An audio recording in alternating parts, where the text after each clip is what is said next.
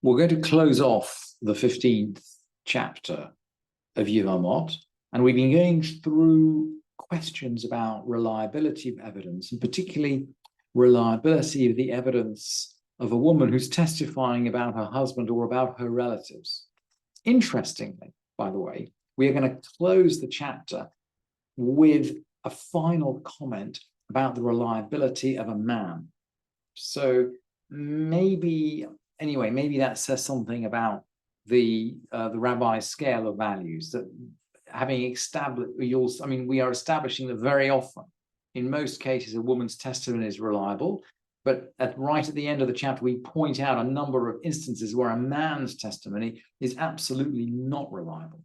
So we'll see where that goes, but let's jump in for the moment in the 9th chapter, and we'll see a scenario that we've seen before. So, but it can't hurt to go over it again. And the Mishnah, in Yevamot seems to like to go over scenario after scenario. That seems to be the teaching style here.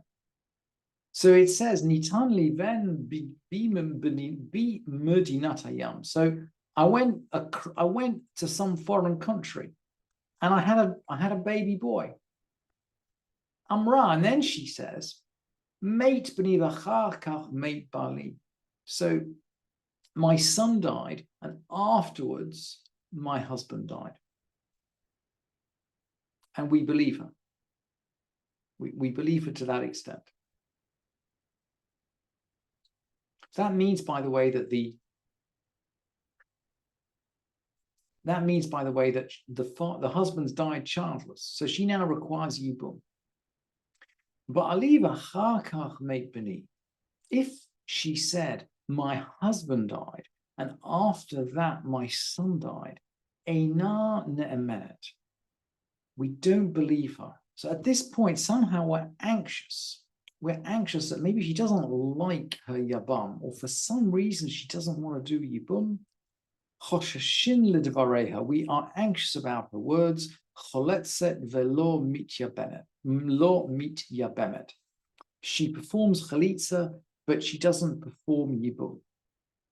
So we take care in case she's liable for yibum, but we don't actually make her perform yibum. She performs chalitza. So she's on the safe side. She essentially emerges a bit like I suppose with the status of a divorced woman, but she's free to marry any man, just as if she would have been. She's free to marry any man. Nitan li yavam bi medinat hayam. A brother-in-law was given to me in a country beyond the sea. This is a really interesting case. So it sounds like her mother-in-law had another baby, because if she acquired a brother-in-law, her husband acquired a baby brother. So we got her anyway. So she's of marriageable age, but her mother-in-law is still producing children. Amra, mate bali v'achar kach mate yevami. So my husband died, and afterwards my brother-in-law died. Or maybe she says, Yevami v'achar kach bali. Maybe she says, look, my brother-in-law died, and afterwards my husband died. So in neither case is she liable to yibum. And the Mishnah rules ne'emenet, she's believed. Halchahi uvala. And why is she believed? Well, when she went abroad, she didn't have this brother-in-law. So the starting assumption of the Mishnah is, look, that when she went abroad, she had no brother-in-law. So if you like, her starting position is that she had no brother-in-law. The brother-in-law only exists because she's told us that the brother-in-law exists. So if we believe her that the brother-in-law existed, then we must believe her when she said that the brother-in-law has died. We can't believe her for one issue and not believe her for the other issue. So we believe her, she's free to marry any man. So the woman and her husband and her brother-in-law went to a foreign country. So now we know when they set off that the brother-in-law exists.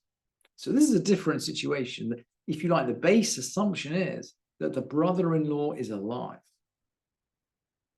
Amra, she comes back and says, Mate Bali, my husband died.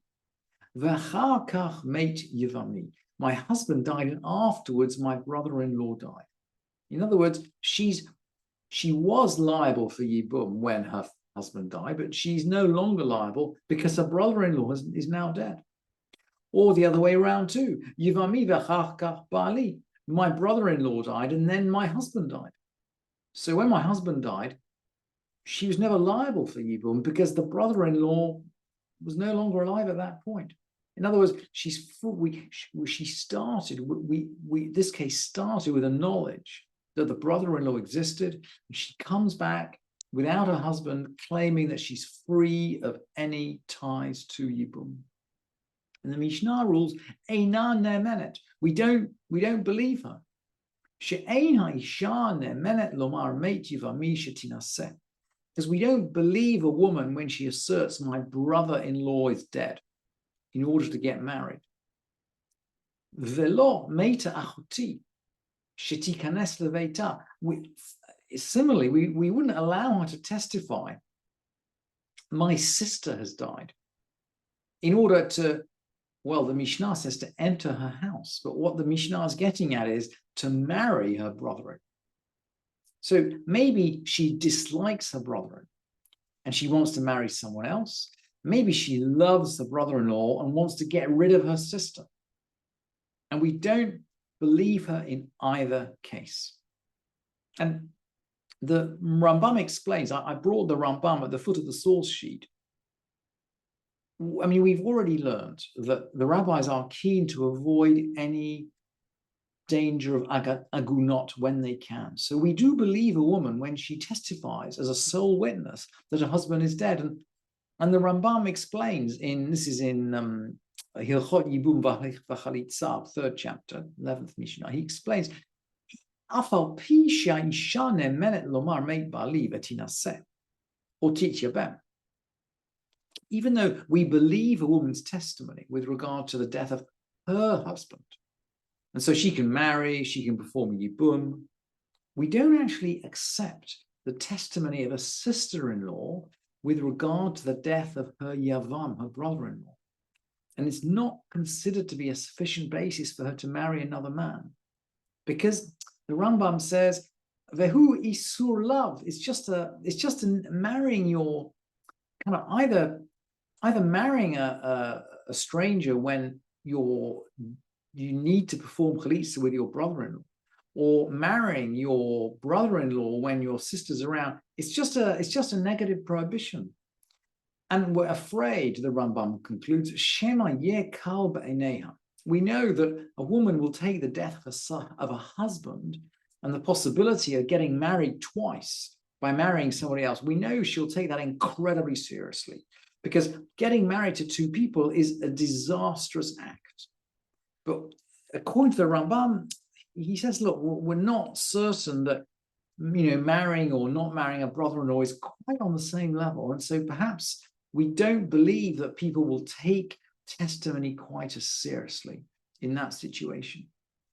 And the Mishnah concludes that Mishnah, clearly is aware of some kind of psychological truth here when he's, when she says, look, gosh, a woman might want to pretend that her sister is dead in order to